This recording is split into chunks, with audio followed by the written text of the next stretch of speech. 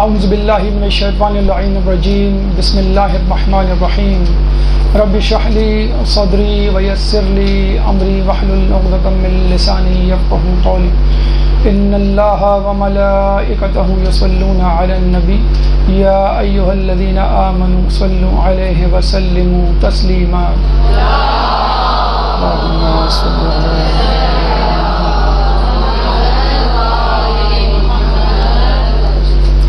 ماہ رجب کی آخری ساعتیں ہمارے ساتھ ہیں اور امید ہے کہ اس ماہ مبارک کی تمام سعادتوں کو سمیٹنے کی بھرپور کوشش کی گئی ہوگی.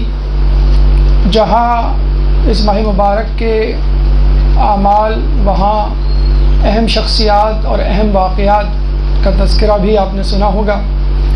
اور اب ہم ماہ شعبان میں عنقریب داخل ہوا چاہتے ہیں اور وہاں بھی ہمیں کئی شخصیات اور ان کی ولادتوں کا سامنا ہے، ان کی سیرت طیبہ کا تذکرہ ہے اور انشاءاللہ ہم ماہ شعبان میں بھی اپنے ایمانوں کو اسی طرح تازہ دم کریں گے اور ان روشنی کے میناروں سے اپنی زندگی کو منور کرنے کی بھرپور کوشش کریں گے.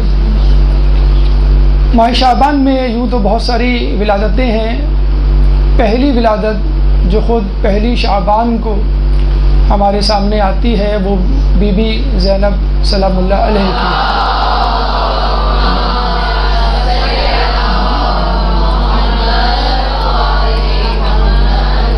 کون بی بی زینب؟ شریکۃ الحسین، امام حسین کی شریکہ، ان کی نائبہ، بلکہ یوں کہا جائے کہ امام حسین کے مصائب تو کربلا میں ختم ہو گئے لیکن بی بی زینب سلام اللہ علیہ کے مصائب کربلا سے بھی آگے چلے.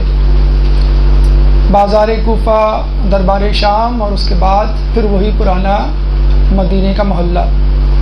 ایک عورت ہونے کے ناطے ان تمام آزمائشوں کا، مصائب کا مردوں کے سامنے مردانہ وار جرأت مندانہ مقابلہ کرنا واقعی اگر کسی عورت کا کام ہے تو وہ بی بی زینب سلام اللہ علیہ کی ذات مقدسہ ہے. اور دوسری اہم بات کہ گو آپ 14 معصومین میں شامل نہیں لیکن کسی کو یہ یقین آ ہی نہیں سکتا اور کوئی یہ یقین کر ہی نہیں سکتا کہ آپ معصومہ ہیں. ایک بہت بڑی عظمت، بہت بڑی جسے کہتے ہیں کہ خصوصیت خود بی بی کی کہ 14 معصومین میں شامل نہ ہونے کے باوجود اپنے آپ کو معصومہ منوانا. 14 معصومین کے بعد اگر کہا جائے کہ کسی معصومہ کا نام بتائیں تو یہی ذات مقدسہ ہے جو سب سے پہلے آپ کے ذہن میں آتی ہے.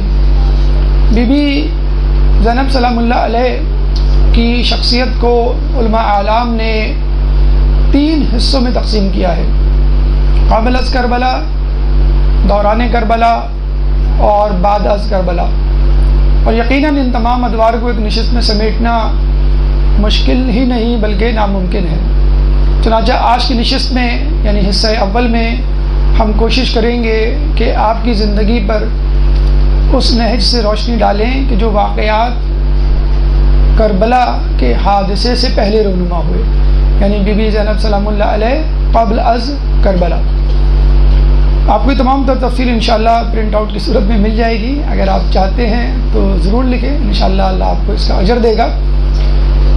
Be be Syeda Bibi Zainab سلام اللہ علیہ کی زندگی کا وہ حصہ جو کربلا سے پہلے تھا، گو کہ کربلا جیسا مصائب اور مصیبتوں سے آراستہ تو نہیں تھا لیکن بہرحال جو ان کے آس پاس شخصیات تھیں ان کے اوپر جو مصائب آ رہے تھے اس کی وہ چشم دید گواہ تھی.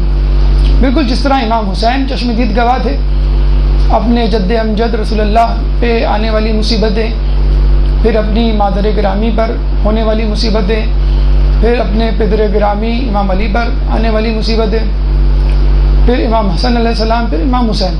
یہ تمام مصیبتیں اور مصائب جو ہیں وہ بی بی زینب سلام اللہ علیہ کے سامنے ایک کے بعد ایک تسبیح کے ٹوٹے ہوئے دانوں کی طرح رونما ہوتی رہی.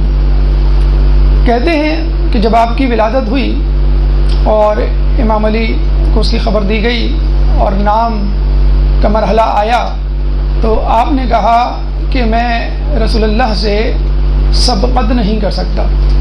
رسول اللہ اس وقت مدینے سے باہر کسی سفر پہ گئے ہوئے تھے. چنانچہ ان کی آمد کا انتظار کیا گیا اور جب وہ آئے تو انہوں نے بھی وہی جملہ کہا کہ میں اللہ سے پہلے اس بچی کے نام کے لیے سبقت نہیں کر سکتا. چنانچہ انتظار کیا گیا. جبرائیل علیہ السلام آئے اور انہوں نے کہا کہ اللہ نے اس بچی کا نام زینب تجویز کیا ہے. اللہم صلی علی محمد و علی محمد. زینب ایک مرکب لفظ ہے جو کہ زین اور اب کا مجموعہ ہے. زین یعنی زینت جیسے ہم زین العابدین کہتے ہیں، اور اب یعنی باپ، یعنی اپنے باپ کی زینت. اور واقعی آپ نے اپنی باپ کی زینت، وقار اور مرتبہ مقام میں اضافہ ہی کیا ہے. کچھ علماء اعلام اس لفظ زینب میں اہل قصہ کو تلاش کرتے ہوئے کہتے ہیں کہ زینب نام کا ہر حرف، زینب نام میں موجود ہر حرف کسی نہ کسی بڑی شخصیت کی طرف اشارہ کرتا ہے.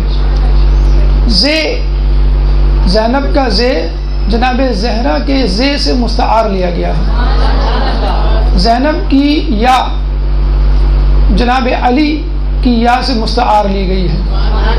زینب کا نون حسن و حسین کے نون سے مستعار لیا گیا ہے، اور زینب کا بے نبی اللہ یعنی رسول اللہ سے مستعار لیا گیا ہے. اللہم صلی علی محمد و علی محمد.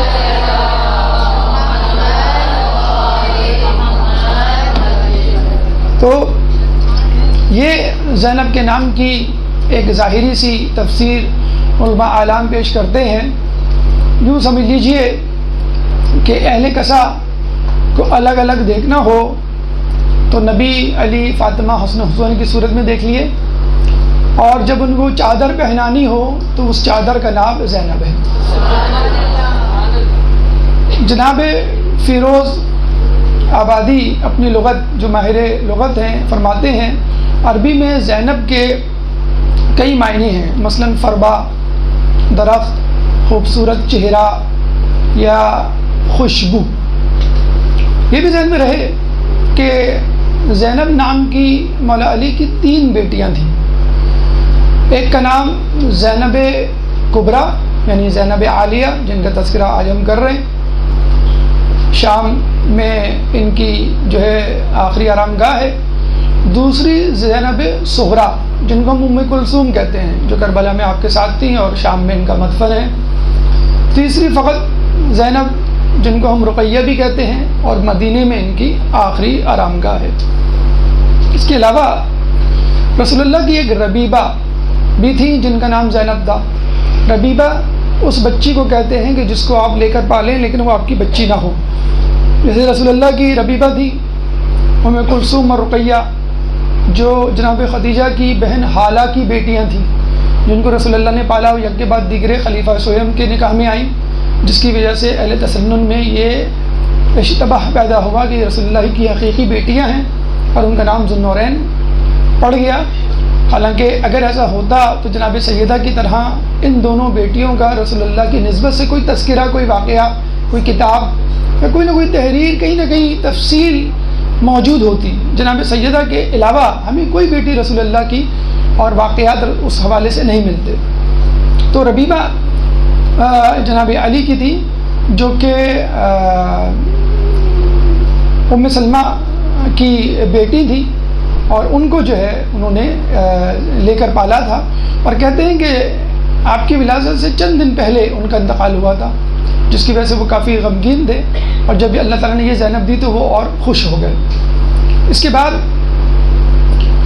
ایک زینب کذاب منفی حوالے سے بھی مشہور ہے، اور ابھی رجب میں شہادت اور ولادت ہمارے 8ویں امام، 9ویں امام، امام تقی علیہ السلام کی گزری ہے. اللہم صلی علی محمد و علی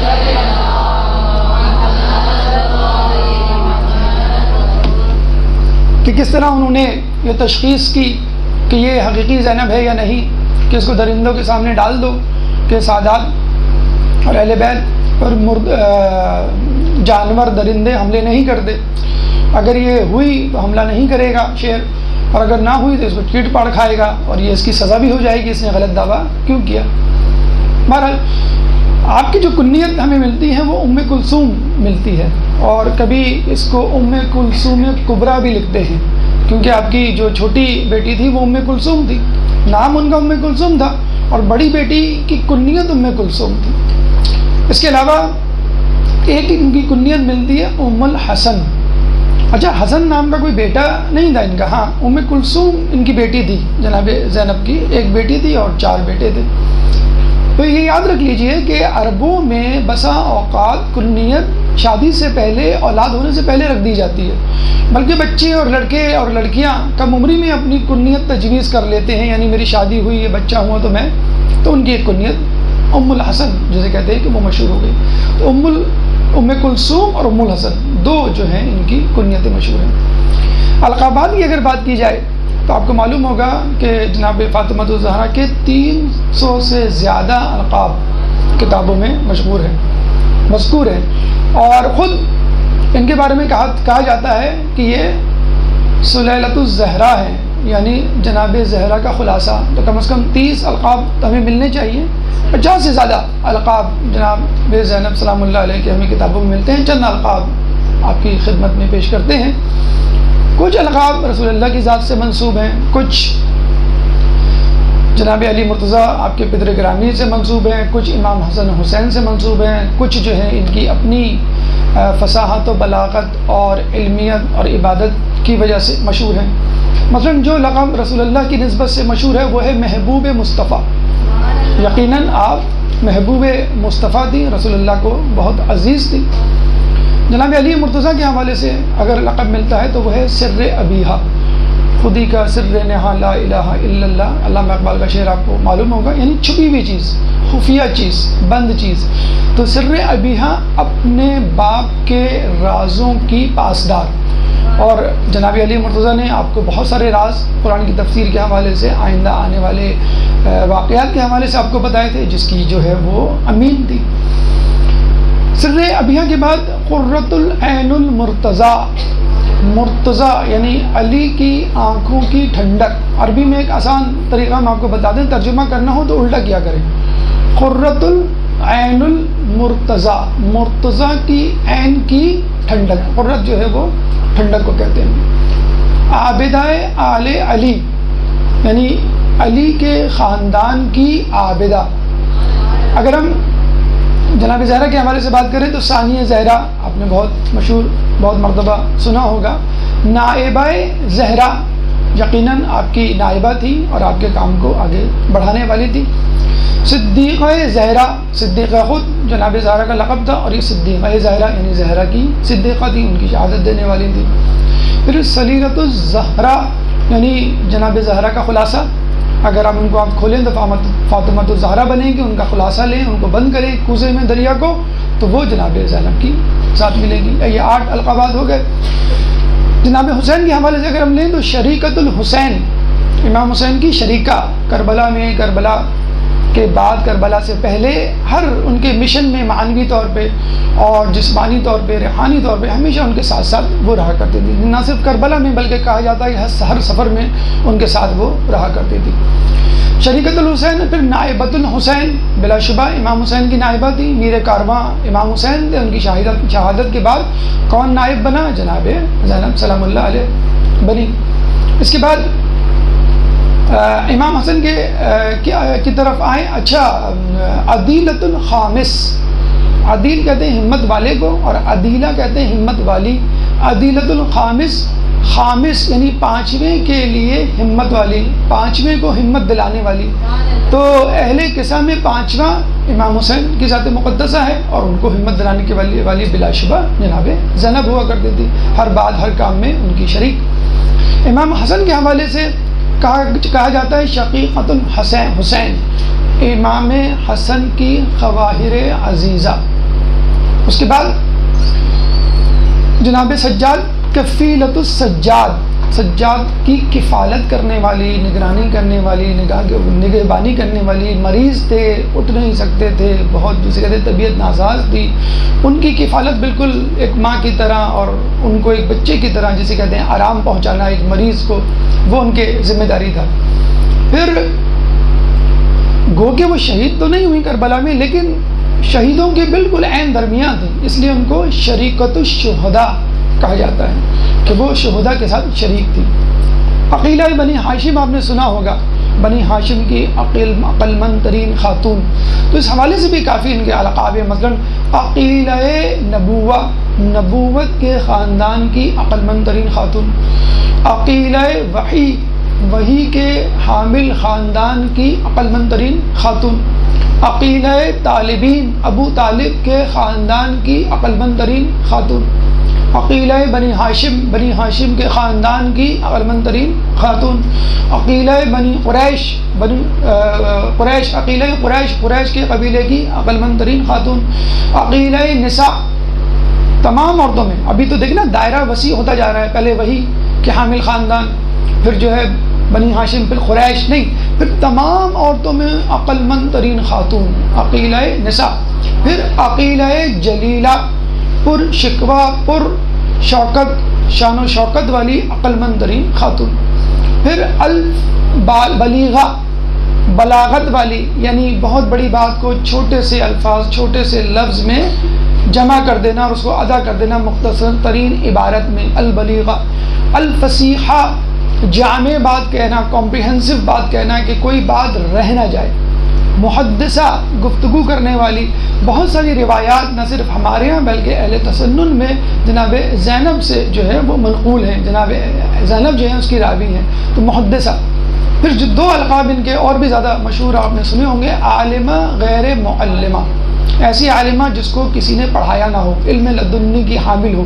ابھی آپ کو آگے معلوم ہوگا کہ کس طرح مولا علی کوئی بات بتلاتے تھے تو وہ اختتام پہ کہا کرتی تھی یہ بات مجھے پہلے سے معلوم ہے، تو عالمہ غیر معلمہ، بلکہ انشاءاللہ ابھی آگے تذکرہ آئے گا کہ کچھ باتوں پہ مولا علی بھی حیرت سے ان کو دیکھتے تھے اور لاجواب وہ کر دیا کرتی تھی اور خود جواب بھی دیا کرتی تھی، انشاءاللہ بھی اس کا تذکرہ آئے گا۔ عالمہ غیر معلمہ، پھر فاہمہ غیر مفہمہ، یعنی سمجھدار خاتون جس کو سمجھایا نہ گیا ہو خود سے سمجھ لے۔ یہ آخر کے جو یہ دو ہیں، عالمہ غیر معلمہ اور فاہمہ غیر مفہمہ، ہمارے چوتھے امام زین العابدین علیہ السلام نے ان کو دیے۔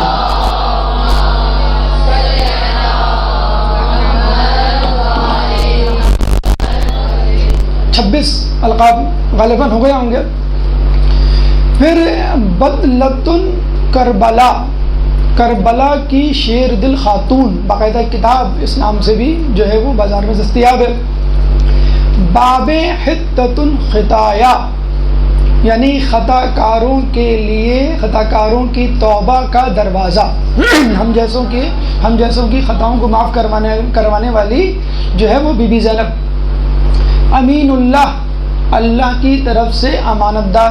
آیت من آیت اللہ، یعنی اللہ کی آیات میں سے ایک آیت۔ الفضیلہ، بہت زیادہ فاضل اور بہت زیادہ فضیلت رکھنے والی۔ تو بی بی کے القاب 330 القاب ہم نے آپ کے سامنے پیش کر دیے۔ تو بی بی جو ہے وہ فاطمۃ الزہرا کو اگر آپ بند کریں ایک کوزے میں یا ایک خلاصہ پیش کریں تو بی بی زینب سلام اللہ علیہ کی ایک ذات ہے۔ ایک درود پڑھ دیں محمد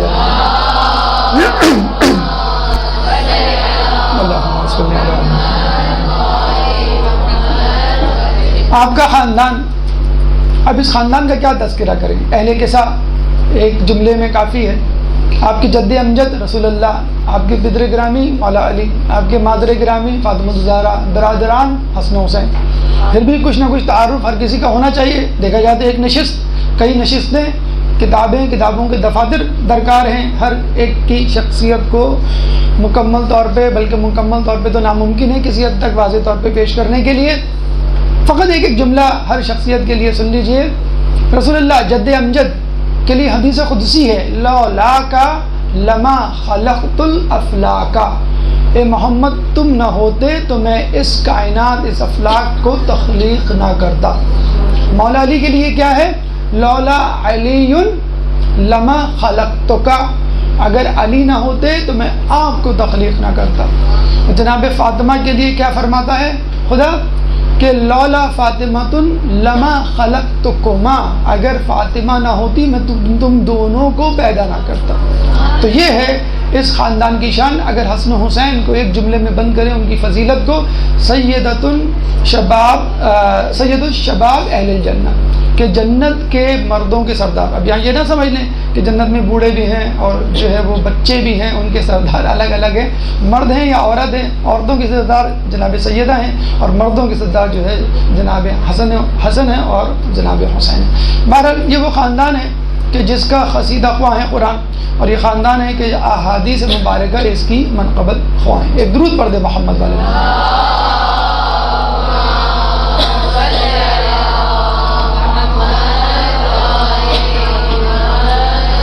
ولادت کے بارے میں کہا جاتا ہے کہ آپ کی ولادت مثل ولادت حسین تھی. عموماً ولادت پہ خوشی ہوتی ہے، جشن منایا جاتا ہے، مسرت کا اظہار کیا جاتا ہے، لیکن جس طرح امام حسین کی ولادت پر گریہ وزاری ہوئی اہل بیت کے درمیان، اسی طرح جناب زینب سلام اللہ علیہ کی ولادت پر رنجیدگی اور غم کے آثار نہ صرف رسول اللہ پہ بلکہ جناب علی مرتضیٰ کے چہرے پہ بھی آئے. جب سلیمان فارسی نے علی مرتضیٰ کو جناب زینب سلام اللہ علیہ کی ولادت کی خوشخبری سنائی تو آپ کے چہرے پہ ایک غم کے آثار، رنجیدگی ابھر آئی. خدا نخواستہ لوگوں نے سوچا کہ شاید عرب کی پرانی جاہلیت کے مطابق آپ اداس ہو گئے. نہیں، ایسا نہیں. انہوں نے بتلایا کہ اس بچی کے لیے جو مصائب و آلام آنے والے ہیں وہ کسی کے لیے نہیں، اس لیے جو ہے میں رنجیدہ ہو گیا. جناب سیدہ فرماتی ہے کہ جب یہ میرے بطن مادر میں تھی تو میں رسول اللہ سے سن چکی تھی کہ اس بچی پہ کیا کیا غم، کیا کیا آزمائشیں اور مصیبتیں آئیں گی. اور یہ بھی ملتا ہے کہ جناب رسول نے جب آپ کی ولادت کی خبر سنی تو یہ فرمایا کہ جو میری اس بچی کے مصائب پر گریہ کرے گا اس کو اس بچی کی منزلت کے برابر ثواب ملے گا. یعنی ان کی منزلت میں، ان کے مقام و مرتبے میں وہ اس کا شریک ہو جائے گا. جیسے ہم کہتے ہیں نا کہ رسول اللہ مقام محمود پر ہوں گے اور اہل بیت ان کے ساتھ ہوں گے اور اہل بیت کے ساتھ ان کے چاہنے والے بھی ہوں گے.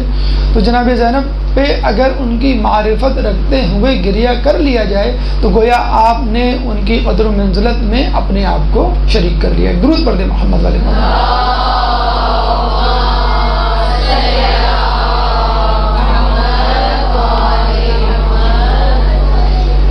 بچپن، آپ کا بچپن بڑا عجیب تھا اور اگر آپ دیکھیں تو بہت زیادہ ناز و نام سے پلی ہوئی بچی تھی اور لگ یہ رہا تھا کہ یہ شہزادیوں کی طرح پلی بڑی ہیں، شہزادیوں کی طرح رہیں گی.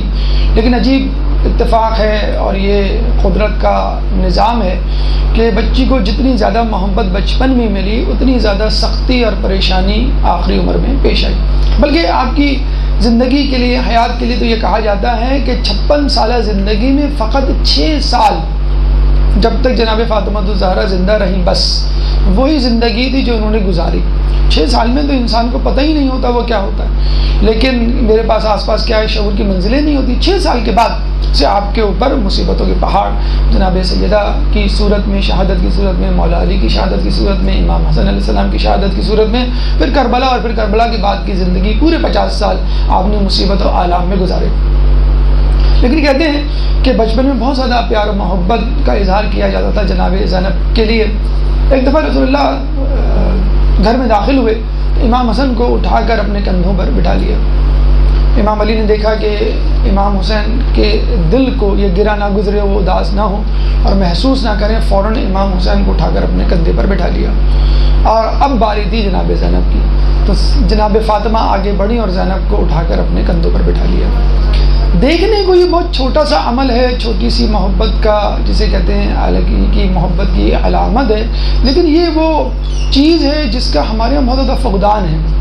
ہم واٹس ایپ پہ اور انٹرنیٹ پہ بڑے بڑے جملے محبت کے لکھ دیتے ہیں، لیکن ہمیں خود اپنے بچوں کو دینے کے لیے ٹائم نہیں ہے.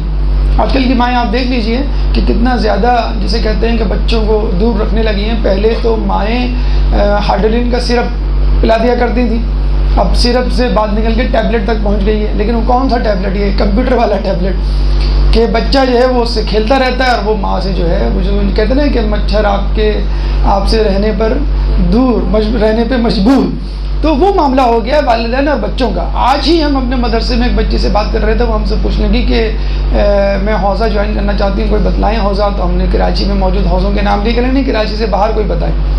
تو میں نے کہا ویسے کراچی سے باہر تو ہیں، لیکن بیٹا آپ باہر کیوں جانا چاہتی ہیں؟ آپ چاہتی ہیں کہ آپ اپنے والدین کو چھوڑ دیں؟ تو یقین کریں اس نے برجستہ کہا اداسی کے ساتھ، نہیں والدین لگتا ہے مجھے چھوڑنا چاہتے ہیں، وہ چاہتے ہیں کہ تم بس کہیں جا کے رہ لو، یا تو زبانی منہ سے تو نہیں کہتے، لیکن آج کل معاملہ والدین اور بچوں کچھ ایسا ہی ہو گیا ہے، جسے کہتے ہیں کہ دق ہونے لگے ہیں، پریشان ہونے لگے ہیں، کسی طرح جو ہے وہ صبح اسکول چلے جائیں، پھر شام کو کوچنگ سینٹر چلے جائیں، پھر جو ہے آگے جو ہے وہ ٹیبلٹ یا ٹی وی وغیرہ پہ ہو جائیں، لیکن وہ آپ کے پاس نہ بیٹھیں۔ تو یہ آپ اہل بیت کے گھرانے سے سیکھیے کہ بچوں کا لمس جو ہے وہ بہت زیادہ۔ ایک صاحب سے بات ہوئی، کہنے لگے کہ مجھے معلوم نہیں کہ اپنے باپ سے مجھے کیوں اتنی محبت نہیں جتنی ہونی چاہیے۔ تو انہوں نے پھر ذہن پہ زور دے کے کہا کہ ہاں شاید اس وجہ سے کہ آج تک مجھے یاد نہیں کہ میرے باپ نے کبھی مجھے گلے لگایا ہو۔ عمر گزر گئی، میری جو ہے یہ خواہش رہی کہ میرا باپ مجھ سے کھیلتا یا مجھے گلے لگاتا، بہت سخت اس کے باپ دے۔ تو یہ وہ طریقہ ہے اہل بیت نے ہمیں سکھایا ہے، اس میں کوئی پیسہ بھی نہیں خرچ ہوتا، ٹیبلٹ اور یہ جو ہے وہ سیرپ اور یہ موبائل وغیرہ کمپیوٹر بھی لانا نہیں پڑے گا۔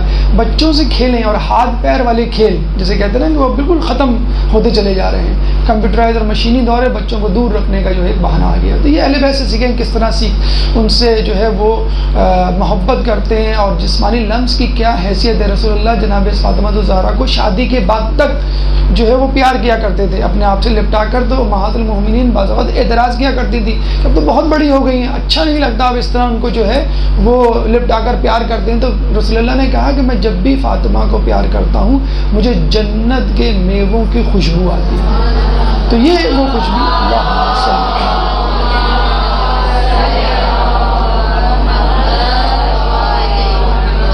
تو یہ وہ طریقہ کار ہے جس سے آپ کو اپنے بچوں کو محبت دینی ہے، لیکن کہیں بھی ایک اور ایکسٹریمٹی ہے کہ اتنی زیادہ محبت کہ اس کو جو ہے وہ پلنگ سے اترنے نہیں دیا جاتا، بچی کو کچن میں جانے نہیں دیا جاتا۔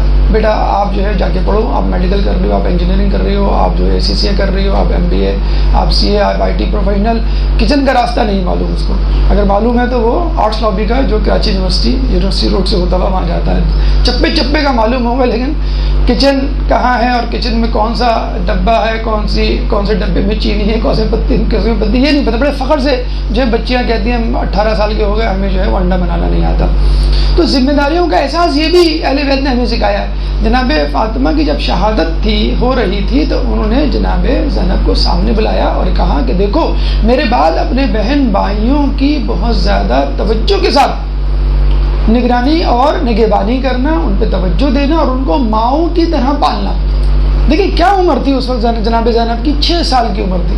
ہمارے یہاں تو شاید 6 سال کی بچی یہ ڈائلاگز ایک مکالمے سمجھ بھی نہ پائے کہ امی آپ کیسے باتیں کر رہی ہیں آپ۔ اگر وہ کسی عورت کو بلاتی جناب سیدہ اور کہتی کہ میری بچی کا خیال رکھنا، بالکل ماں بن کر پالنا جیسے میں نے پالا ہے، یہ ہونا چاہیے تھا، لیکن جناب زینب کو بلایا جا رہا ہے اور 6 سال کی جناب زینب اور ان کو کہا جائے کہ تمہیں پالنا ہے ماں بن کر ان بچوں کو۔ اور آپ دیکھیں جیسے بی بی سیدہ نے ام ابیہا کا لقب پایا اور اپنے باپ کی اس طرح خدمت کی جیسے ماں کرتی ہے، جناب زینب نے بھی جو ہے ایسا کیا۔ تو اسلام ہمیں یہ سکھاتا ہے کہ اگر آپ پیار محبت دیں تو دوسری طرف ذمہ داریوں کا بوجھ ڈالنا بھی سکھائیں کہ ذمہ داریوں کو کیسے نبھایا جاتا ہے۔ بہرحال پھر ہم دیکھتے ہیں کہ اس کے بعد مولا علی سے ان کی جو محبت ہے، ایک دفعہ مولا علی ان کے ساتھ کھیل رہے تھے، گفتگو کر رہے تھے، تو گفتگو کرتے کرتے جناب زینب جو ہے آپ سے پوچھتی ہیں کہ بابا آپ کو ہم سے محبت ہے؟ تو مولا علی نے کہا کیوں نہیں، میری اولاد میرے جگر کے ٹکڑوں کی طرح ہے۔ جناب زینب نے کہا کہ بابا 2 محبتیں ایک جگہ جمع نہیں ہو سکتی، یعنی اللہ کی محبت اور اولاد کی محبت۔ اب مولا جو ہے وہ کیا لفظ استعمال کیا جائے، پریشان ہو گئے، کنفیوز ہو گئے، یا یہ سوچ رہے تھے کہ میں کیا جواب دوں اتنی سی بچی کو، تو انہوں نے خود جواب دے دیا۔ اگر یہ ناگزیر ہے آپ کے لیے کہ 2 سے محبت کریں تو پھر آپ ایسا کریں، محبت اللہ کے لیے رکھیں، شفقت ہمارے لیے رکھیں۔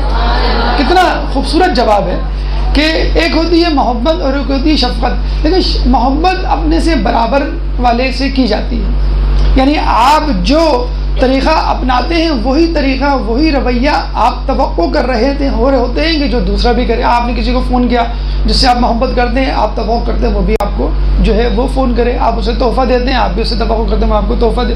آپ اس کا خیال رکھتے ہیں وہ بھی آپ کا خیال رکھے. بچوں میں ایسا نہیں ہو سکتا. بچوں کو آپ نے تحفہ دیا کہ آپ اس سے کہیں گے بھائی ایسے ہی تحفہ تم میری برتھ ڈے پہ دینا, یا جیسی میں تم سے محبت کرتا ہوں رات رات بھر تمہارے لیے کھڑا رہتا ہوں تم بھی میرے لیے کھڑے رہو. ایسا نہیں ہو سکتا. وہ بچہ ہے, آپ بڑے. تو بچوں سے, اپنے سے چھوٹوں سے جو محبت روا کی جاتی ہے اور جس کا صلہ نہیں مانگا جاتا, اگر مانگا بھی جاتا ہے تو فقط ادب احترام کی صورت میں, تو اس کو ہم کہتے ہیں شفقت. کیا خوبصورت جواب دیا کہ اگر آپ کو محبت کرنی ہے تو محبت آپ اللہ کے لیے رکھیں اور شفقت جو ہے وہ ہمارے لیے رکھیں. اسی طرح ایک واقعہ جو غالباً جناب عباس سے بھی منقول ہے, منسوب ہے, وہ آپ کے لیے بھی ملتا ہے کہ ایک دفعہ بیٹھے ہوئے بات کر رہے تھے اور کہنے لگے کہ بیٹا بولو ایک, آپ نے کہا ایک, آپ نے کہا بیٹا بولو دو, تو وہی جواب دیا جو جناب عباس نے جواب دیا تھا کہ جس زبان سے میں نے ایک کہہ دیا اس سے میں دو نہیں کہہ سکتی. تو درس توحید ہو, درس اخلاق ہو, درس محبت ہو, یہ جناب زینب اپنی مادر کے شکم اقدس سے لے کر آئی تھی, یعنی علم لدنی کی حاملہ تھی. اس کے بعد ہم چلتے ہیں آگے. امام حسین علیہ السلام کے بارے میں ملتا ہے کہ جب وہ گہوارے میں تھی اور روتی تھی تو امام حسین کی صورت یا ان کی گفتگو ان کو خاموش کروا دیا کر دیتی تھی. آپ نے اکثر دیکھا ہوگا بچے کچھ لوگوں سے مانوس ہوتے ہیں, زیادہ تر تو اپنی ماں سے ہوتے ہیں, لیکن بعض وقت بہن سے یا ایسے بھائی سے کوئی اور ان کو لے, کوئی اور ان سے باتیں کرے تو خاموش نہیں کروا سکتا. لیکن کوئی خاص بچہ جو ہے یا لڑکی جو ہے اس کو لے تو وہ اسے خاموش کرتے. امام حسین علیہ السلام کے بارے میں کہتے ہیں وہ اس پنگوڑے کے آگے, گہوارے کے آگے کھڑے ہوتے تھے, اپنی شکل دکھاتے تھے, وہ خاموش ہو جاتی تھی ان کی زیارت پر. وہ ان سے گفتگو کرتے تھے, وہ اس سے خاموش ہو جاتی تھی. اور یہ کہا جاتا ہے کہ زیادہ تر بچپن میں انہوں نے امام حسین کے ساتھ اپنا وقت گزارا کھیلتے ہوئے, زیادہ تر انہی کے ساتھ کھیلا کرتے تھے. اور بڑی عجیب بات ہے جسے کہتے ہیں کہ انسان کو مسکرائے بغیر نہیں رہ سکتا, کہ جب شادی ہوئی تو شادی کے بعد ایک دفعہ فوراً ہی بعد کچھ دنوں بعد وہ بڑی غمگین بیٹھی ہوئی تھی. تو کسی نے پوچھا آپ کیوں غمگین ہیں, ابھی تو آپ کی شادی ہوئی ہے, 2-4 دن ہی ہوئے ہیں, آپ کو تو خوش ہونا چاہیے. کہنے لگے کہ 3 دن گزر گئے میں نے حسین کو نہیں دیکھا. تو 3 دن سے زیادہ حسین کو نہ دیکھنا گویا ان کے لیے گناہ تھا. اور آپ نے معلوم بھی ہوگا انہوں نے شادی اس شرط پہ کی تھی, 2 شرائط تھی. ہمارے یہاں تو آج کل وہ رکھواتی ہیں کہ اگر طلاق ہوئی تو پورا زیور واپس کر دیا جائے گا, اگر طلاق نہیں دی تو عورت کی حق ہوگا وہ طلاق لے لے. آج کل تو یہ 2 جو مشروط شرطیں ہیں وہ بڑی عام ہیں. تو 2 شرطیں لکھوائی انہوں نے, کیا کہ میں جب چاہوں اپنی بھائی کی زیارت کے لیے جا سکتی ہوں, اور نمبر 2 جب بھی میرا بھائی کسی سفر پہ جائے گا تو میں اس سفر میں اس کے ساتھ جاؤں گی, جو انہوں نے عبداللہ بن جعفر طیار نے بخوشی جو ہے وہ قبول کر لی تھی. بی بی زینب کو اپنے بھائی حسین سے محبت دی, تو کیا حسین کو بھی اپنی بہن سے اتنی محبت دی؟ ہم دیکھتے ہیں بہنیں جو ہیں بھائیوں کے لیے جان دے دیتی ہیں, اکثر یہ جملہ بولا جاتا ہے, قربانی دیتی ہیں, لیکن بھائی اس طرح کی محبت کا اظہار نہیں کرتے عموماً. لیکن آپ دیکھیں اہل بیت میں کیا عدل انصاف ہمیں نظر آتا ہے کہ امام حسین کے بارے میں ملتا ہے مثلاً کہ وہ بھی محبت کرتے تھے کہ نہیں, یا کس طرح کی محبت, اتنی ہی یا کم. ایک دفعہ امام حسین علیہ السلام قرآن کی تلاوت کر رہے تھے کہ یک جناب زینب آ گئی. جیسے ہی وہ آئے انہوں نے قرآن کو ایک طرف رکھا اور ان کے ادب کے لیے کھڑے ہو گئے. تو پہلی بات تو ہمیں ایک پیغام یہ ملتا ہے کہ جب قرآن ناطق آ گیا ہو تو قرآن سامد کی ضرورت نہیں رہتی. اور ویسے بھی اہل بیت جو ہے قرآن سے افضل اس لیے ہیں کہ قرآن میں صرف قرآن ہے, اہل بیت کے اندر سینے میں قرآن بھی محفوظ ہے اور ان کے اعضاء جوارے سے بھی قرآن چھلکتا ہے. اہل بیت قرآن پلس ہیں. پھر ہمیں ملتا ہے کہ ایک دفعہ امام حسین گھر میں داخل ہے تو دیکھا بی بی زینب جو ہے سو رہی ہیں, اور اس طرح سو رہی ہیں کہ سورج کی شعائیں ان پہ پڑ رہی ہیں. کوئی چیز ایسی نہیں جو آڑ بن سکے, نہ وہ بی بی زینب کو اٹھا سکتے تھے کہ ان کی نیند میں خلل پڑے. تو کہتے ہیں کہ امام حسین ان کے اور سورج کے درمیان آ کے کھڑے ہو گئے, اور اس وقت تک کھڑے رہے کہ جب تک بی بی زینب سلام اللہ علیہ بیدار نہیں ہوئی. تو یہ تھی امام حسین کی محبت جناب بی بی زینب سلام اللہ علیہ کے لیے. اس کے علاوہ جناب عباس کی محبت کربلا میں آپ کو معلوم ہے, اور یہ کہا جاتا ہے کہ اکثر جب بھی وہ سوار ہوتی ہیں تو عباس دوڑتے ہوئے آتے, اپنے زانوں کو آگے کر دیتے اور اس پہ پیر رکھ کے وہ ہمیشہ سوار ہوتی تھی. جب بھی بی بی زینب گھر سے باہر نکلتی تو 1 نہیں 2 نہیں 3-4 بھائی ساتھ ساتھ چلا کرتے تھے, ان کے گارڈ بن کے, ان کے جسے کہتے ہیں کہ محافظ بن کر. اور یہ بھی کہا جاتا ہے کہ اگر خاندان میں کوئی حادثہ, کوئی بری خبر رونما ہوتی, حادثہ رونما ہوتا, تو اس کی خبر جناب زینب کو نہیں دی جاتی. کہ وہ جو ہے حساس ہیں، وہ اس خبر کو برداشت نہیں کر پائیں گی، یا تاخیر سے دی جاتی، یا ادھوری دی جاتی، یا نقصان یا حادثہ جسے کہتے ہیں کم کر کے بتایا جاتا۔ لیکن جس بیوی کو کربلا جیسا سانحہ درپیش ہونے والا ہو، اس سے چھوٹی چھوٹی خبر، چھوٹا چھوٹا حادثہ چھپایا جائے، تو آپ بتائیں کہ کیا حال ہوگا جب اتنا بڑا جو ہے وہ واقعہ اس کے ساتھ رونما ہو جائے۔ یعنی قدرت یہ بتانا چاہ رہی تھی کہ جتنی محبتیں سمیٹنی ہیں تو کربلا سے پہلے اس کو سمیٹ لو، اس کے بعد جو ہے وہ تمہیں اتنی زیادہ مصیبت و آلام کا سامنا کرنا پڑے گا، شاید تمہارے بھائی خود شریک امام حسین کو بھی نہیں کرنا پڑے گا۔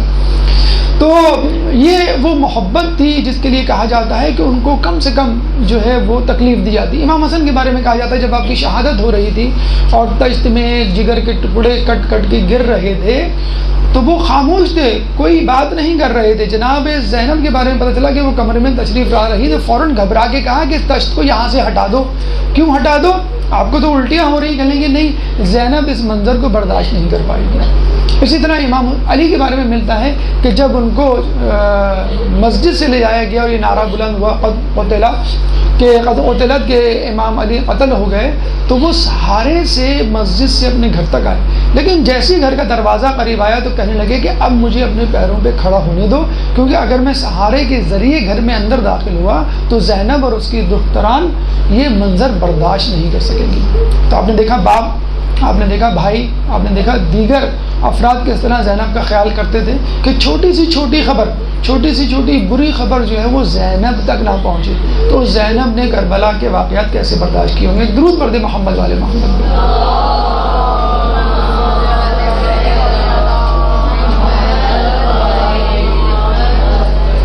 تمام لوگ زینب کو ایک شہزادی کی طرح پال رہے تھے، تمام لوگ پوری کوشش کر رہے تھے کہ زینب کو کسی بھی قسم کی کوئی غضب نہ پہنچے، کوئی برا خیال تک اس کے ذہن میں نہ آئے۔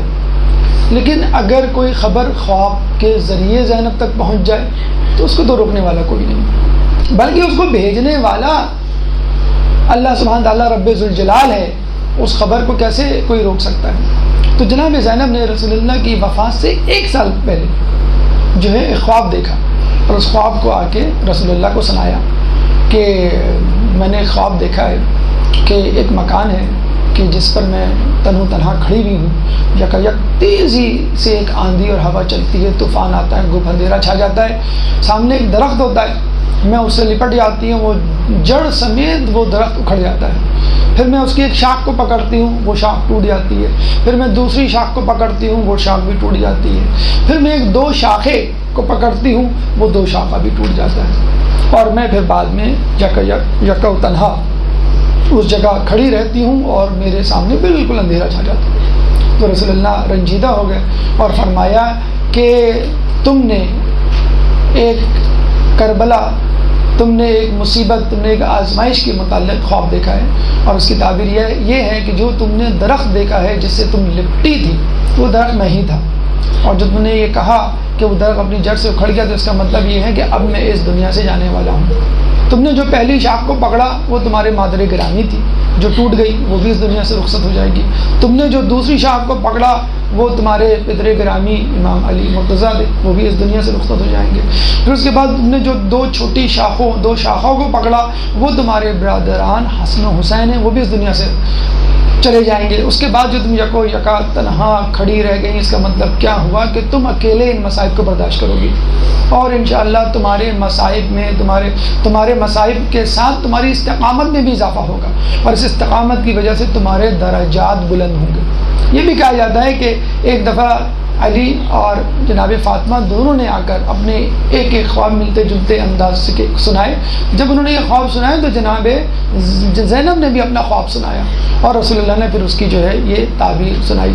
بہرحال بی بی زینب کو بہت ناز و نعام کے ساتھ پالا جا رہا تھا، پیار و محبت کے ساتھ پالا جا رہا تھا، کوئی غضب، کوئی تکلیف، کوئی خبر بری نہ پہنچے اس طرح پالا جا رہا تھا، اور قدرت انہیں ایک کربلا کے لیے، ایک سانحے کے لیے تیار کر رہی تھی۔ ایک درود پڑھ دے محمد والے محمد۔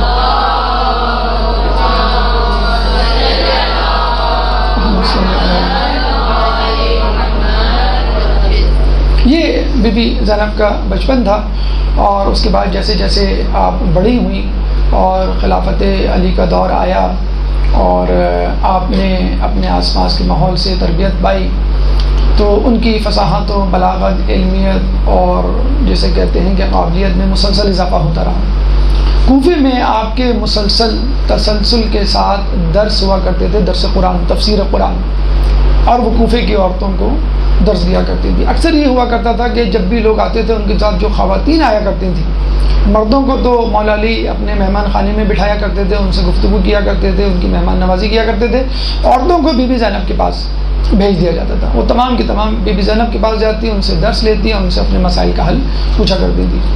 تو بی بی زینب کے بارے میں کہا جاتا ہے کہ وہ پابندی سے کوفے کی خواتین کو درس قرآن، تفسیر قرآن کے درس دیا کرتی تھی۔ ایک دفعہ، اور ان دروس میں مولا علی بھی کبھی کبھی آ کے بیٹھ جایا کرتے تھے اور دیکھا کرتے تھے کہ میری بیٹی جو ہے وہ کس طرح جو ہے وہ درس دے رہی ہے۔ چنانچہ ایک دفعہ مولا علی آ کے بیٹھے تو آپ حروف مقطعات کے متعلق درس دے رہی تھیں، اور حروف مقطعات میں کاف، ہا، یا، عین، صاد کی تفسیر جو ہے وہ بتلا رہی تھی۔ تو مولا علی نے ان سے پوچھا کہ بیٹی تم کو معلوم ہے اس لفظ کے کیا معنی ہیں اور اس میں کیا اسرار و رموز پوشیدہ ہیں؟ تو آپ نے پوچھا کہ آپ ہی بتلائیے اس کی کیا تفسیر ہے۔ تو انہوں نے بتایا کہ اس میں آنے والے مصائب، آلام اور آزمائش اور مصیبتوں کا تذکرہ ہے جو تمہارے ساتھ پیش آئیں گے۔ انہوں نے تفصیل پوچھی تو انہوں نے پوری تفصیل بتائی، اور بی بی زینب جو ہے وہ رونے لگی۔ اس میں آلام فرماتے ہیں کہ کاف سے کربلا، ہاں سے ہلاکت حسین یعنی شہادت حسین، یہ سے یزید ملعون جو کہ ان کا قاتل تھا، عین سے آتش یعنی بھوک و پیاس کی حالت میں آپ کی شہادت ہوگی، صاد سے صبر و استقامت جس کا مظاہرہ جو ہے وہ بی بی زینب کو کرنا ہے۔ یہ بھی کہا جاتا ہے کہ ایک دفعہ وہ قرآن کی تلاوت کر رہی تھی، امام علی آتے ہیں اور ان سے پوچھتے ہیں مختلف سوالات قرآن سے متعلق، اور وہ ماشاءاللہ ایک ایک کر کے تمام سوالات کے جوابات دیتی ہیں۔ تو مولا علی جو ہے پھر اشارتاً ان کو بتلاتے ہیں کہ تمہارے ساتھ یہ پیش آنے والا ہے، اور یہ مصیبتیں اور یہ آزمائشیں ہوں گی، اور تمہیں صبر و استقامت کا مظاہرہ کرنا ہے۔ تمام باتیں سننے کے بعد بہت پرسکون انداز سے بی بی فرماتی ہیں کہ یہ تمام باتیں مجھے میری مادر گرامی نے پہلے سے بتا دی ہیں تاکہ میں کسی خوف ہراس کا شکار نہ ہوں۔ تو پہلے ہی سے رسول اللہ نے، جناب فاطمہ نے، جناب علی نے اور دیگر افراد نے، بلکہ خود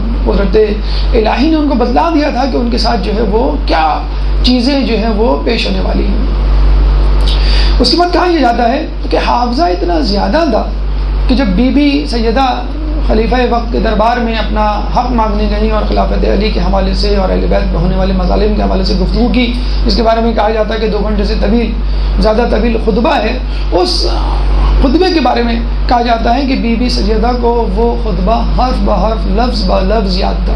فقط ایک مرتبہ دربار خلافت میں سنا تھا، اور آپ کو معلوم ہے اس وقت جو حالات تھے اور جس انداز سے انہوں نے خطبہ دیا، جس پریشانی میں دیا، ایک بچی ہو تو وہ بے ساختہ رو پڑے، لیکن اس بچی نے وہاں پہ بھی جو ہے طالبہ کا کردار ادا کیا کہ میں اپنی والدہ گرامی کے کلمات مقدسہ کو ضائع نہ ہونے دوں۔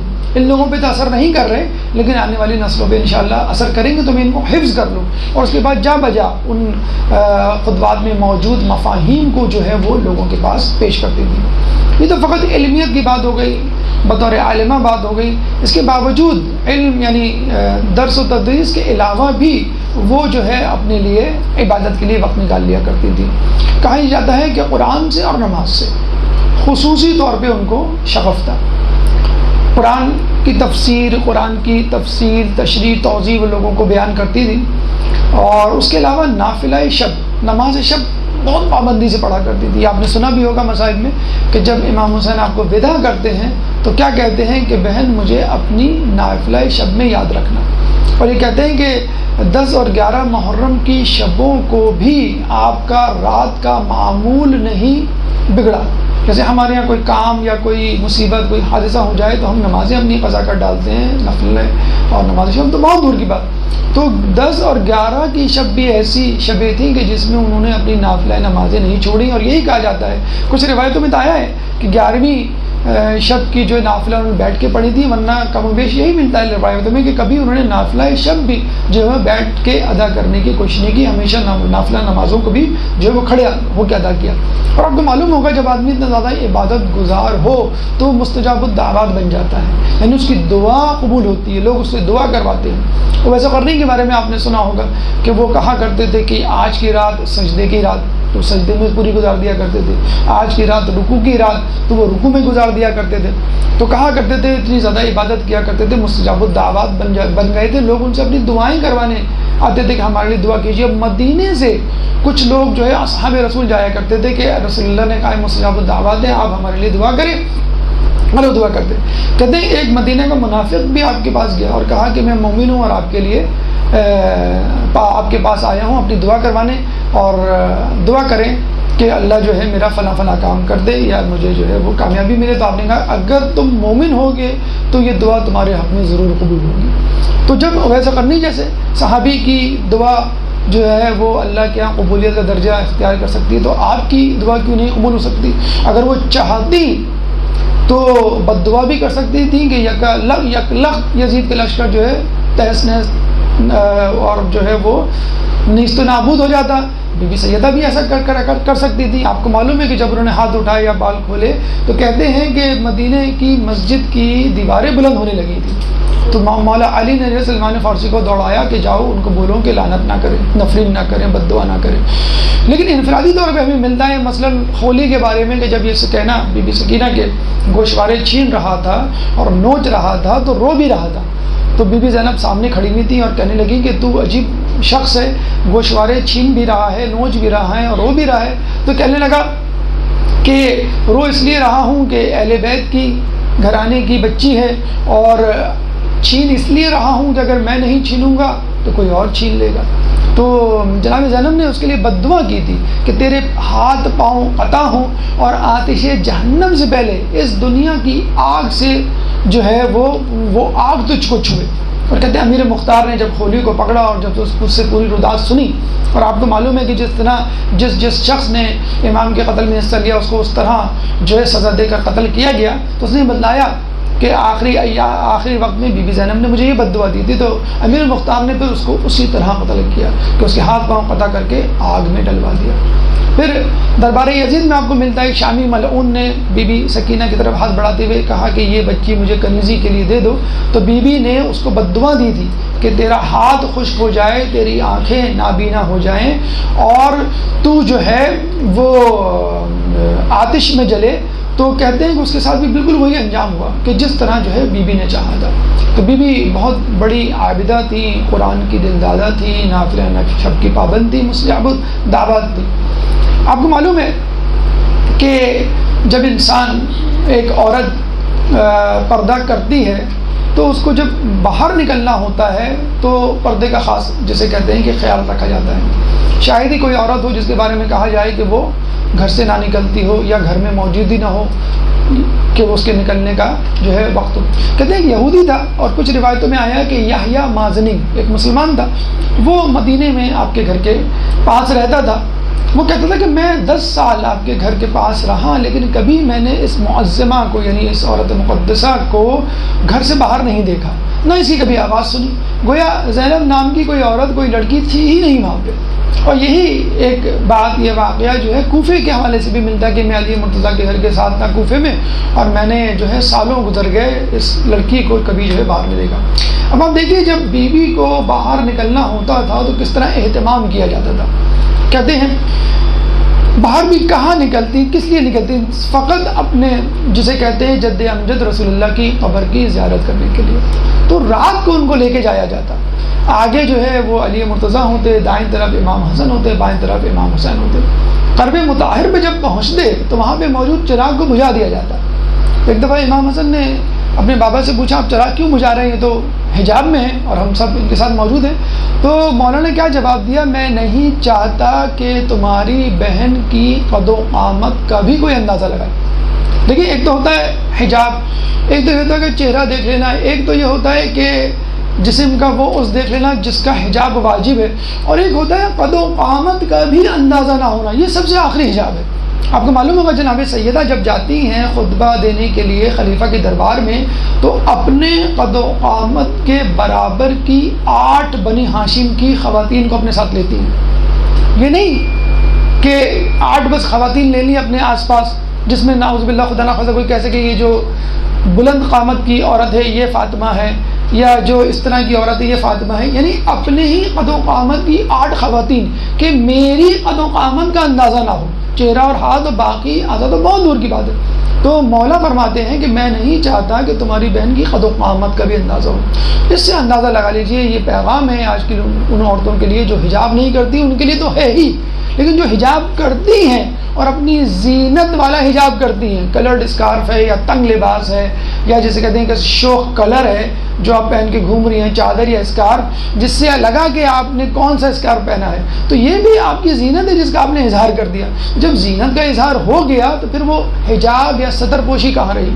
تو آپ اس سے اندازہ لگا لیجئے کہ اہل بیت کی خواتین کے لیے اس طرح کا اہتمام کیا جاتا تھا کہ وہ قد و قامت بھی جو ہے وہ نظر نہ آئے. کچھ عرصے پہلے تک تو یہی مثال دی جاتی تھی کہ ایسا حجاب جو ہے اب سعودیہ ہی میں نظر آئے گا اور کہیں نظر نہیں آتا، لیکن جدہ میں جو سائیکل ریس ہوئی ہے اس نے ان کا سارا بھانڈا پھوڑ دیا. ایک درود پڑھ دیں محمد علیہ محمد.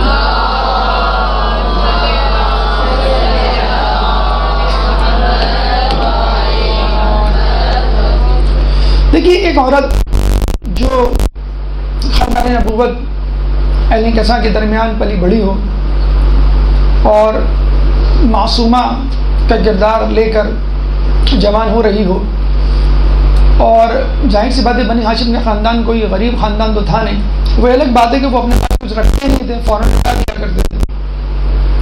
اگر ہم رسول اللہ کی بات کریں تو جناب خدیجہ کی دولت ایسی تھی جو رسول اللہ کو بادشاہ بنانے کے لیے کافی تھی، لیکن پھر بھی کبھی بھی، اور مولا علی کی بات کریں جیسے ہم نے جنگ خیبر کی بات کی کہ ہر جنگ میں نمایاں کردار فتح میں علی کا ہوا کرتا تھا، تو ظاہر سی بات ہے مال غنیمت کا ایک کثیر حصہ بھی ان کو ملا کرتا تھا.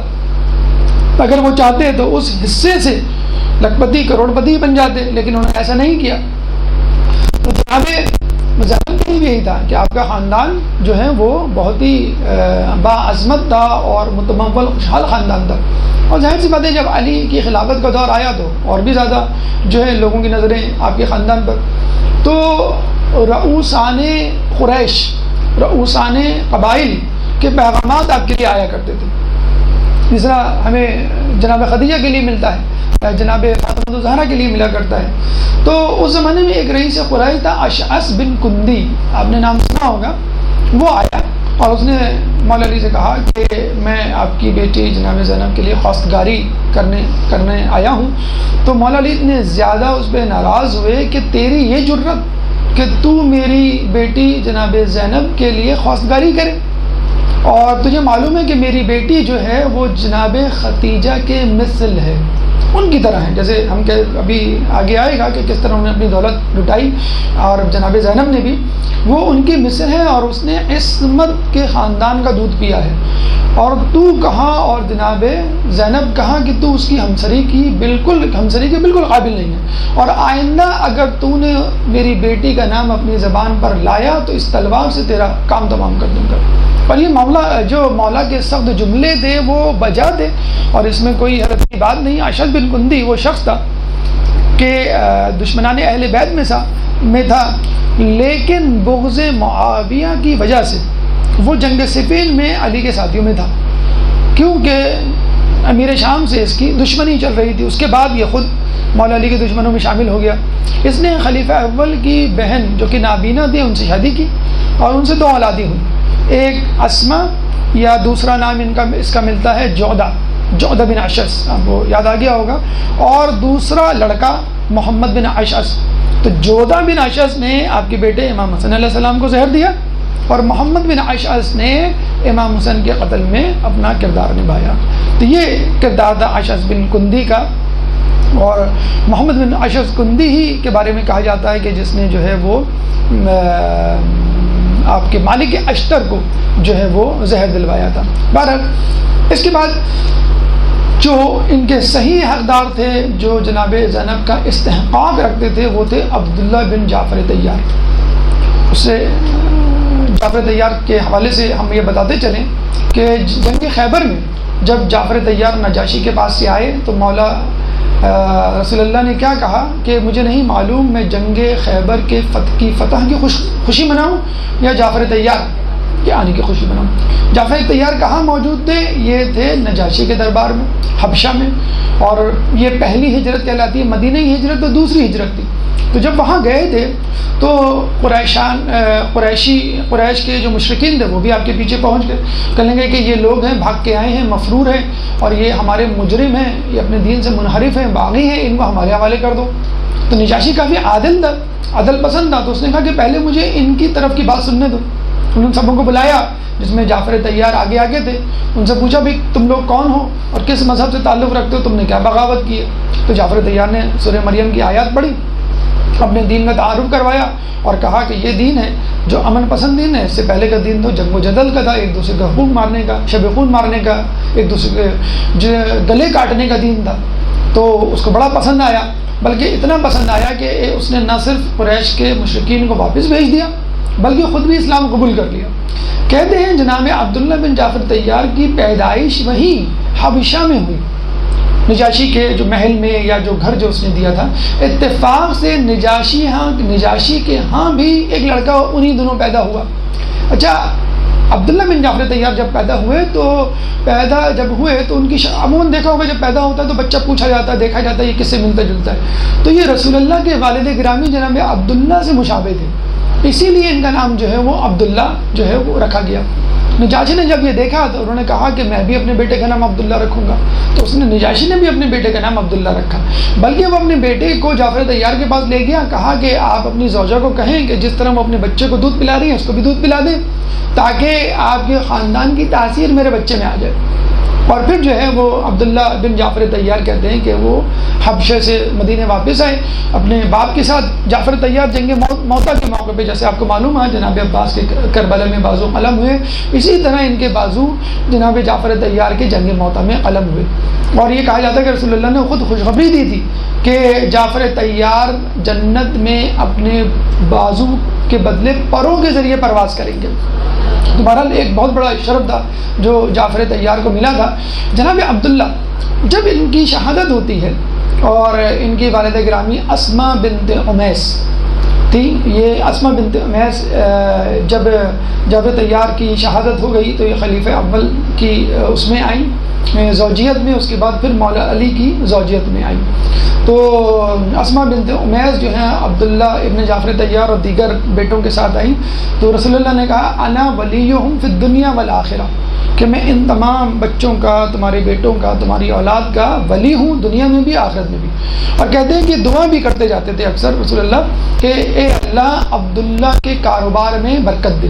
اور یہ دعا کب کی؟ انہوں نے جب وہ بچے تھے، میں نے ایک دفعہ وہ بکری سے کھیل رہے تھے، آپ نے دیکھا ہوگا بچے جو ہے وہ بڑوں کی طرح نقل کرتے ہیں اور اس طرح جو ہے کوئی کھیل بنا لیتے ہیں۔ بچیاں جو کچن کے برتن لے کے جمع ہو جاتی ہیں اور کچھ پکانا شروع کر دیتی ہیں، ڈاکٹر بچے کھیلنا شروع کر دیتے ہیں، ٹیچر اسٹوڈنٹ کھیلنا شروع کر دیتے ہیں۔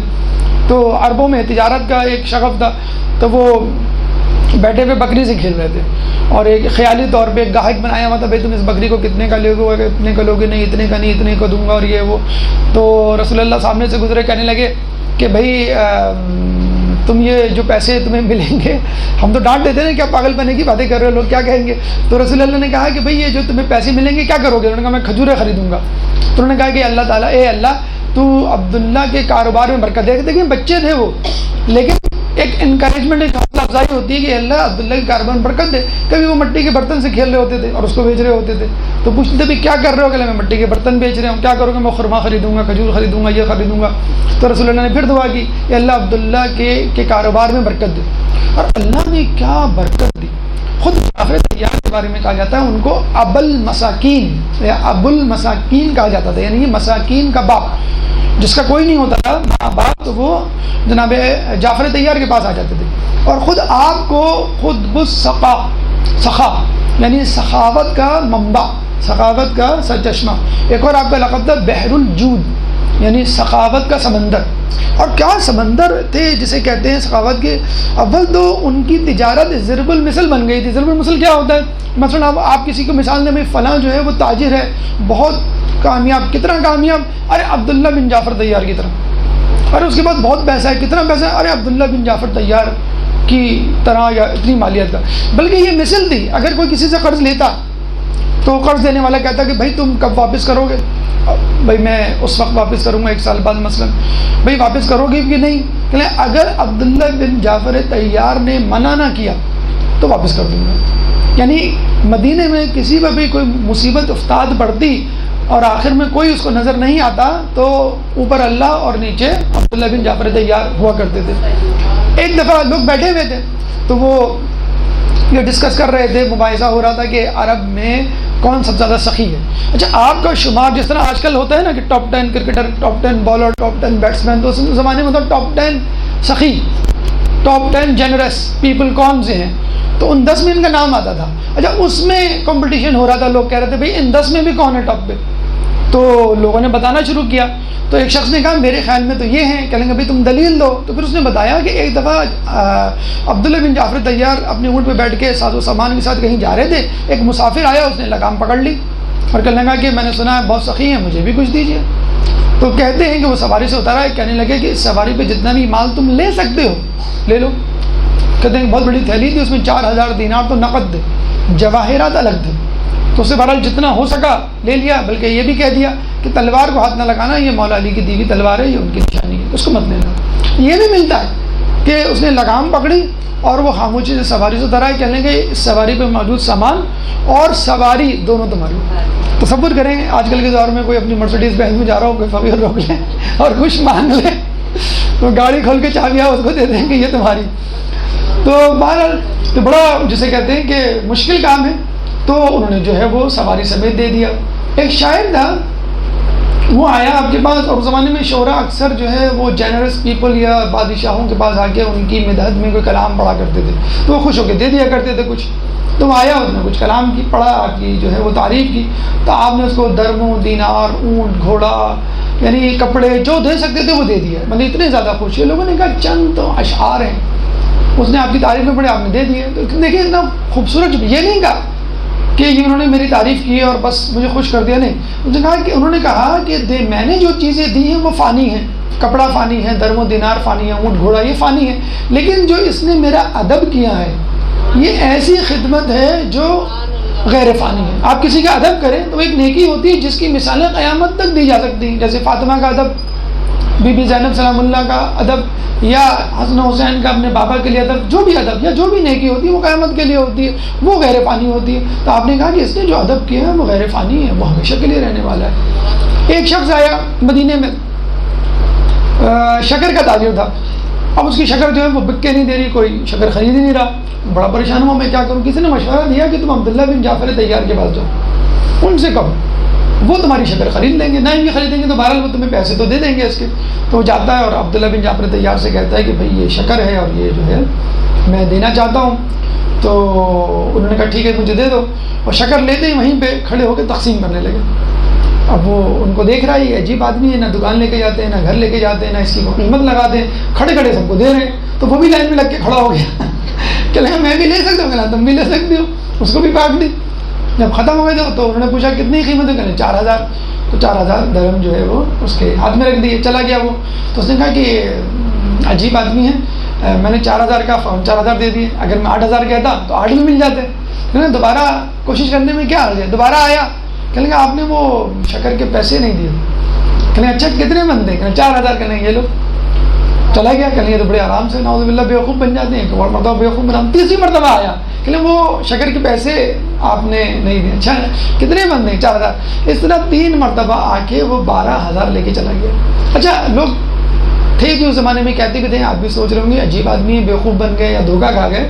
تو یاد رکھیے امام حسن علیہ السلام نے جب صلح کی تھی امیر شام سے، لوگوں نے کیا کہا تھا، آپ دھوکہ کھا گئے. انہوں نے کیا کہا، شکر ہے خدا کا میں نے دھوکہ کھایا ہے، دیا نہیں. ایک درود پڑھ دے محمد علیہ.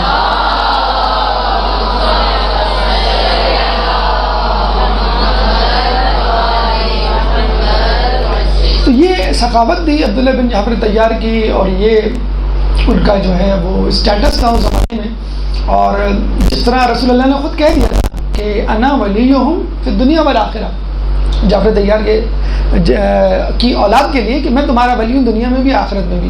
اب ظاہر بات آدمی قریب ہوتا ہے تو گھر میں آنا جانا ہوتا ہے تو پتہ چلتا ہے کہ گھر میں کون کون رہتے ہیں. تو ان کی خواہش ہوئی جناب زینب سے شادی کی. تو ایک فطری شرم ان کے آڑے آ رہی تو انہوں نے کسی شخص کے ذریعے پیغام پہنچایا.